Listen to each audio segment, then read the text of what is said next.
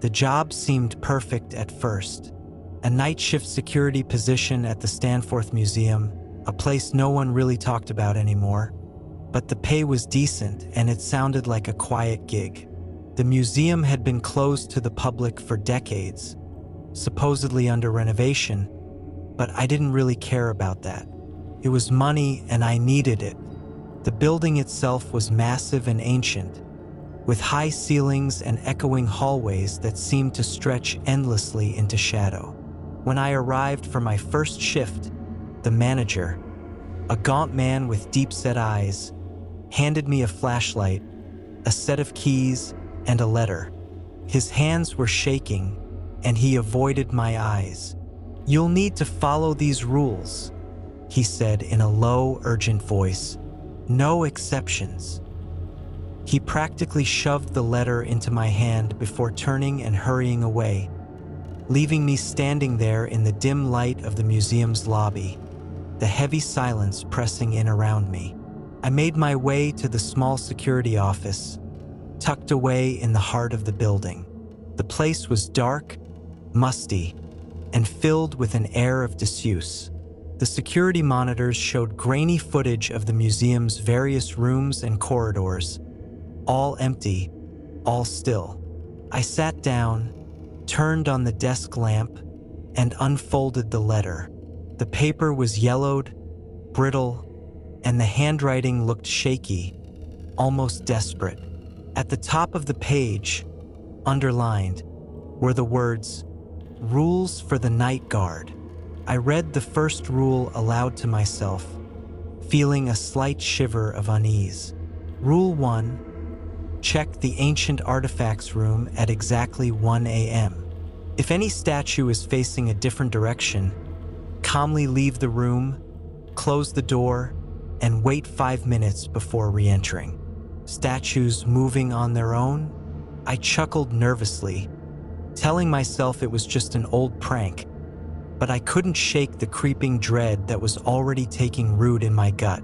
Rule 2, avoid looking at any paintings for more than 5 seconds.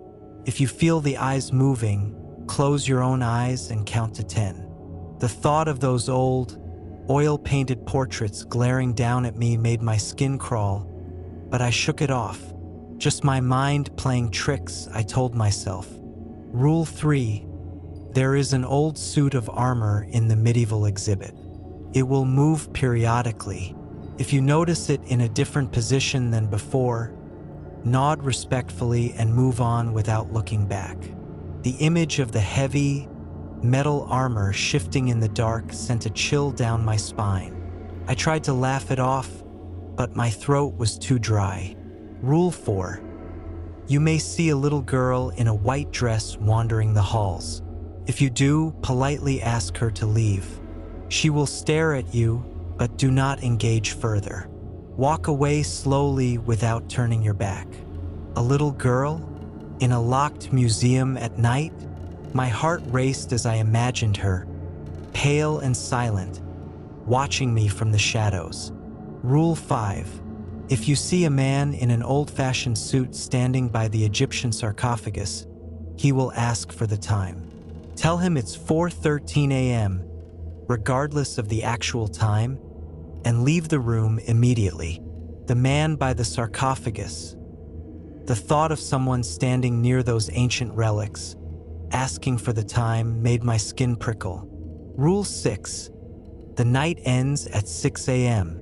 Do not leave a second earlier, even if you think your shift is over. The clock in the security office may try to deceive you. Wait until the morning crew arrives. A clock deceiving me? The more I read, the more my gut churned, but I forced myself to keep going. Rule 7. Never leave the security office between 4 o'clock and 4:10 a.m. Lock the door, turn off the lights, and cover the cameras during this time. Do not make any noise. The warning felt almost like a threat, and the way the rule was written made it clear that something would happen during those 10 minutes, something I didn't want to know about. Rule 8. At 5:45 a.m., You may notice a figure in a black cloak standing outside the building. They will not come closer if you don't acknowledge them. Stay inside until your shift ends. A figure in a black cloak? My heart pounded in my chest as I imagined something or someone lurking just beyond the museum's doors. Waiting, watching. I folded the letter, my hands trembling slightly, and shoved it into my pocket. The museum seemed even darker now, the shadows thicker, the silence more oppressive. I tried to focus on the task at hand, telling myself it was just a job like any other. But as I sat there in the security office, watching the grainy, flickering footage on the monitors, the weight of the letter's warnings pressed down on me like a suffocating blanket. The hours dragged on, slow and agonizing, every creak of the building sending a spike of anxiety through my chest. Midnight passed uneventfully, but the real terror started as the clock inched closer to 1 a.m. My heart pounded in my ears as I grabbed my flashlight and left the office, heading toward the ancient artifacts room. The hallway felt colder than before, the air heavy with an unshakable sense of dread. I reached the room just as the clock hit 1 a.m. My flashlight beam flickered as I entered, the statues looming in the dim light, their stone faces expressionless and frozen in place. Or at least they were supposed to be. My breath caught in my throat as I spotted a statue near the far wall that had shifted. It was subtle, but its head had turned slightly, no longer facing the entrance but angled toward the window. My pulse quickened, and I backed out of the room as calmly as I could, closing the door behind me. I stood there in the dark hallway, counting down the minutes, my heart hammering in my chest. After 5 long, torturous minutes, I re-entered the room. The statue was back to its original position. I let out a shaky breath, my palms slick with sweat, and hurried back to the main corridor, trying to push the unsettling encounter from my mind. But the feeling of being watched never left. Every corner I turned, every shadow I passed, felt like something was waiting just out of sight. As I made my way toward the medieval exhibit, the tension in my chest grew tighter. The suit of armor stood in the center of the exhibit, gleaming faintly under the dim lights. I stopped dead in my tracks when I noticed its visor had turned, now facing the doorway where I stood. My mouth went dry. I remembered the rule: nod respectfully and move on. My body felt frozen with fear, but I forced myself to nod, then turned away without looking back, walking quickly down the corridor. The urge to glance over my shoulder gnawed at me, but I knew better. I didn't want to find out what would happen if I broke that rule. The hours dragged on, the oppressive weight of the rules hanging over me like a dark cloud. Every sound, every flicker of movement in the corner of my eye set my nerves on edge. Then, around 3:30 a.m., I saw her, the little girl in the white dress. She was standing at the end of a long hallway, her pale face blank, her dark eyes staring directly at me. My blood ran cold as I approached slowly, trying to keep my voice steady. "You need to leave," I said, my throat tight. She didn't respond, didn't move, just stared at me with those empty, unblinking eyes. I took a slow step back, then another, never turning my back on her. My heart pounded in my chest as I walked away, her gaze burning into me until I was finally out of sight. I practically sprinted back to the security office, slamming the door behind me. The clock ticked closer to 4 a.m., and I knew what I had to do. I locked the door, turned off the lights, and covered the cameras, just as the letter had instructed. I sat in the darkness, the silence suffocating, my breath shallow and shaky. The next 10 minutes were the longest of my life. The air felt thick, heavy, as if something was pressing down on me from all sides. Every creak of the building, every whisper of wind outside sent waves of panic through me. I didn't move, didn't make a sound, just waited, counting the seconds in my head. When the clock finally hit 4:10 a.m., I let out a breath I didn't realize I'd been holding. The sense of dread didn't leave me, though. I still had hours to go before the shift would end, and the rules felt like they were tightening around me, choking the air from my lungs. The minutes crept by, slower than ever, my mind racing as I tried to stay calm. But the fear was suffocating. As the minutes crawled by, the oppressive silence of the museum weighed on me, thick and stifling, making it hard to breathe. The flickering of the grainy security monitors felt like taunts, each shadow cast in their dim light playing tricks on my eyes. I couldn't shake the feeling that several things were watching me, hidden in the darkness, waiting for the perfect moment to strike. My mind kept drifting back to the girl in the white dress, her vacant, unblinking stare, her figure burned into my memory. Even though she was gone, the image of her lingered like a foul aftertaste. I was afraid I would see her again, just waiting silently in the next hallway I walked down. I sat stiff in the security chair, my muscles tense, my heart refusing to slow down. The rules swirled in my head, and I kept replaying each one over and over, trying to make sure I wouldn't miss a single instruction. The armor had moved, the statues had shifted, and I had already seen the little girl. Yet the night was still far from over. Then, out of nowhere, the sound of faint footsteps echoed through the halls, shattering the heavy quiet like a hammer to glass. They were slow, deliberate, and far too heavy to belong to the little girl. A jolt of panic shot through me.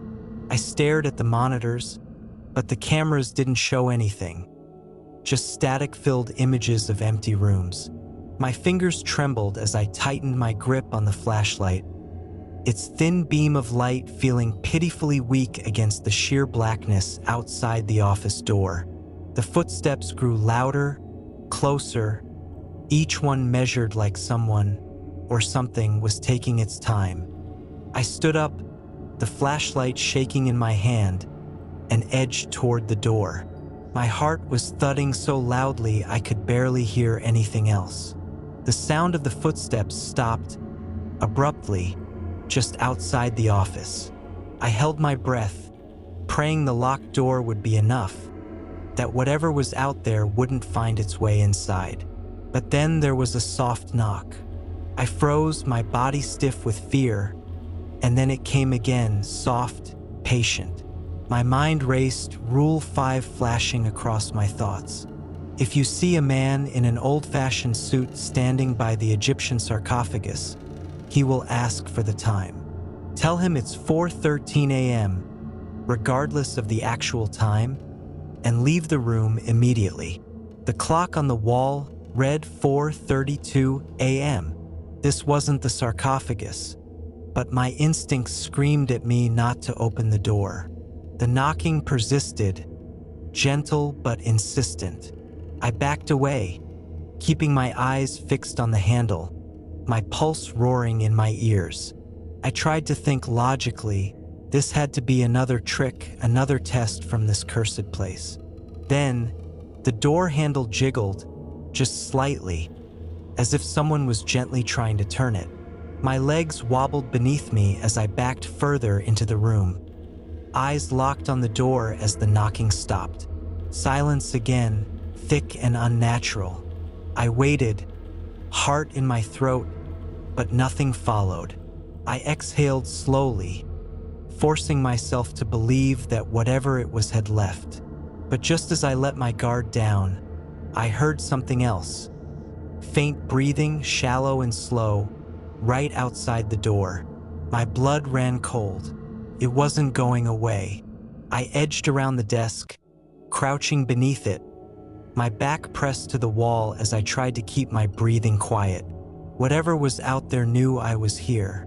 It was waiting. I counted the minutes in my head, every second stretching into an eternity. At some point, the breathing stopped, but I was too terrified to check the door.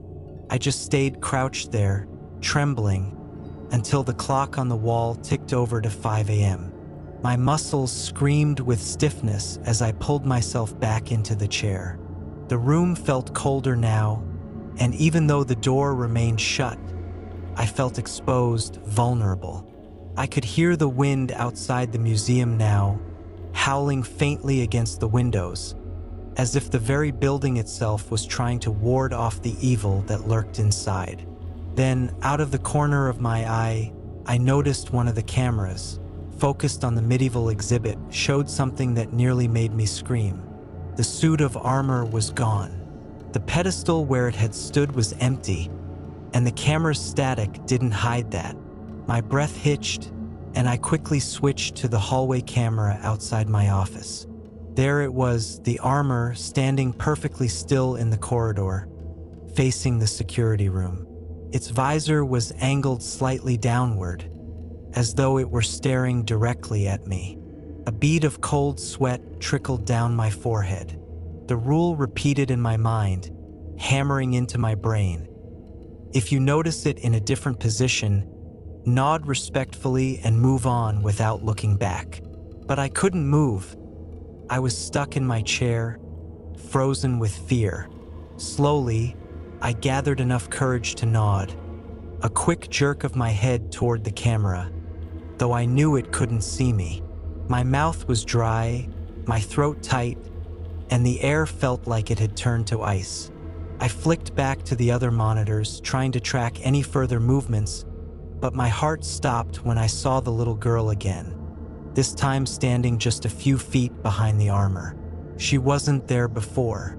Her dark, hollow eyes were fixed on the camera, unmoving, unblinking. A low hum filled my ears, a wave of nausea twisting my stomach into knots. I felt trapped in my seat, my pulse racing, the oppressive atmosphere closing in from all sides. I couldn't take my eyes off her, even though every fiber of my being screamed for me to look away. She was waiting for something. I could feel it.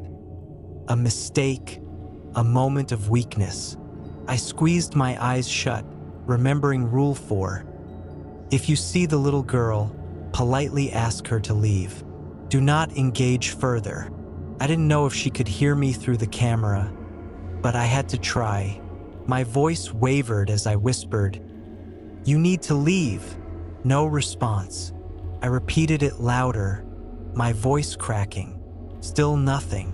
I was afraid to open my eyes again, afraid that if I did, she would be closer, right outside the door. Time was slipping by, but not fast enough. I glanced at the clock again. It was just past 5:15 a.m. The remaining minutes until 6 a.m. felt like a lifetime. The suit of armor was still standing outside the office. I didn't know if it had moved, or if it was simply waiting for me to break another rule. And then I remembered the final one that still hung over me like a death sentence. At 5:45 a.m., you may notice a figure in a black cloak standing outside the building. They will not come closer if you don't acknowledge them. Stay inside until your shift ends. Every instinct screamed that the worst was yet to come. My body was shaking uncontrollably now. I wanted to run, wanted to smash the doors open and bolt into the street, but I knew that leaving before 6 a.m. would only bring something far worse. Time inched forward painfully slow, and I kept one eye on the door and the other on the cameras, the weight of dread crushing me from all sides. I knew I couldn't survive if I made one wrong move, and I wasn't sure how much longer I could last without losing my mind. My hands trembled uncontrollably as I gripped the flashlight tighter, the feeble beam shaking violently as I moved it across the small office. The monitors buzzed with static, the hum of the old machinery filling the room, almost drowning out the overwhelming silence that pressed in from every direction. My eyes kept darting to the clock, the hands ticking forward at an agonizingly slow pace. It was 5:30 a.m. now, and the suit of armor hadn't budged from the hallway outside the office, standing there like some twisted sentinel, guarding the door. But it was the little girl that terrified me the most. She was still in the same spot, standing behind the armor, her pale, lifeless face staring directly into the security camera. Her hollow eyes bored into me, and no matter how much I told myself not to look, I couldn't stop. It was as if she knew I was watching, and she was waiting, biding her time. I forced myself to focus on the rules, replaying them over and over in my mind. I had to follow them to the letter if I wanted to make it out alive. At 5:45 a.m., the figure in the black cloak would appear. I couldn't acknowledge them, couldn't go outside. I had to stay inside until my shift ended at 6 a.m. But the minutes were crawling by, and with each passing second, the air seemed to grow colder, the atmosphere heavier, like the weight of the building itself was pressing down on me. I could barely breathe, and every creak of the floor, every flicker of the monitors made my heart race. My chest tightened as I leaned forward in my chair, my eyes locked on the clock. 5 minutes had passed since I last looked, and I was halfway through the final stretch of my shift, but it felt like hours. Suddenly, a soft, rhythmic tapping echoed from the far side of the room. I froze, my breath catching in my throat as my eyes darted toward the source of the noise. The tapping was faint, like the gentle knock of knuckles against glass, but in the stillness of the museum, it sounded deafening. I slowly turned toward the window behind the desk, dread pooling in my stomach as I remembered the last rule. At 5:45 a.m., you may notice a figure in a black cloak standing outside the building. The tapping grew louder, more insistent, as if urging me to look, tempting me to break the final rule. I bit my lip, my pulse pounding in my ears as the seconds dragged on. 5:43 a.m. Couldn't look. I couldn't acknowledge them. My eyes darted back to the monitors, desperate to focus on anything else, but the static had taken over almost all of the cameras. The only clear image left was the hallway outside the office, where the suit of armor remained rooted in place, motionless yet menacing. And behind it, the little girl was gone. My stomach dropped. She had been there just moments ago, staring at me with those empty eyes, but now the space behind the armor was eerily empty. Panic gripped me as I scanned the monitors, searching for any sign of her, but she was nowhere to be seen. The tapping at the window grew louder, sharper, more demanding. My body shook as I fought the overwhelming urge to turn around, to look outside and see the figure I knew was standing there. But I couldn't. I wouldn't. I repeated the rule in my head like a mantra, trying to block out the sound, but the tapping was relentless, clawing at my mind, fraying my nerves. 5:44 a.m. Just one more minute. One more minute until the figure appeared, and I had to hold on. But the little girl, where had she gone? The thought gnawed at me, and a sense of dread deeper than anything I had felt that night began to take root in my gut. My hands were clammy, slick with sweat as I gripped the edge of the desk, my knuckles white. The silence in the office was oppressive, save for the steady ticking of the clock and the relentless tapping at the window. Then, without warning, the tapping stopped. The sudden absence of sound was jarring, like a vacuum sucking all the air out of the room. I held my breath, my entire body rigid with fear. The silence stretched on, thick and suffocating, and then I felt it, the unmistakable sensation of being watched. A shiver ran down my spine as I slowly lifted my eyes to the camera feed, dreading what I might see. The suit of armor was gone. My heart lurched in my chest as I stared at the empty hallway, the pedestal where the armor had stood now completely vacant. Frantically, I switched between the cameras, but the image was still plagued by static, offering no clues as to where the suit had gone. My mind raced, panic gripping me as I realized I had no idea what was coming next. I squeezed my eyes shut, my breath shallow and ragged as I tried to calm the rising tide of terror that threatened to overwhelm me. 5:45 a.m. The figure was here. I knew it was outside, standing just beyond the window, watching, waiting for me to acknowledge it. Couldn't look, couldn't move. But then I heard it, the unmistakable creak of metal, like the shifting of ancient joints. My heart stopped. Slowly, as if in a nightmare, I opened my eyes and glanced at the door. The suit of armor was there, standing just outside the office, its visor angled downward as if peering directly through the small window in the door. I swallowed hard, my throat dry as I tried to remember the rule. Nod respectfully and move on without looking back. But I couldn't move. My legs were frozen, rooted to the spot, and my body refused to obey my commands. The clock ticked on, each second an eternity. The figure outside the window, the armor at the door, it was all too much. My mind teetered on the edge of madness as I sat there, helpless, trapped by the very rules that were supposed to keep me alive. And then, just as I thought I couldn't take it anymore, the figure in the black cloak appeared on the camera, standing just outside the building, exactly as the rule had foretold. My heart raced, and the temptation to look outside nearly overwhelmed me.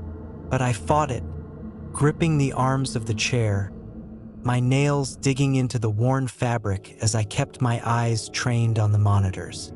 I wouldn't break. I wouldn't look. Seconds passed like hours, each one a battle to keep my sanity intact. The figure didn't move. It just stood there, silent, waiting, as if testing my resolve. The suit of armor remained motionless as well, and the door, though thin and fragile, held fast. The little girl was still nowhere to be seen, but I knew she was close. I could feel her, lurking just out of sight, waiting for me to make a mistake. The minutes dragged on, the tension in the room unbearable, until finally, the clock struck 5:59 a.m. 1 minute left. I could make it. I just had to hold on for 60 more seconds. My body ached with exhaustion, my mind frayed from the constant terror, but I couldn't let my guard down.